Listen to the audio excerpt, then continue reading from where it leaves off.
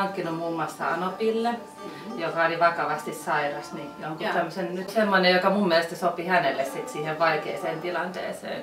Ja hän on pitänyt itse asiassa sitä koko ajan nyt kädessään. Ja muistuttaa siitä, että hän sanookin, että sillä on niinku merkitystä, että kun hän saisi sitten energiaa ja voimaa sitten niinku sitä sairautta vastaan.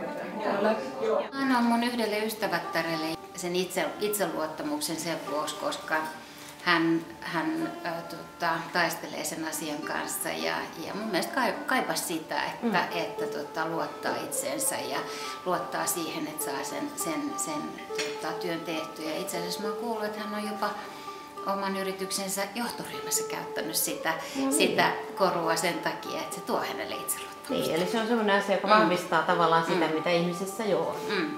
Aivan.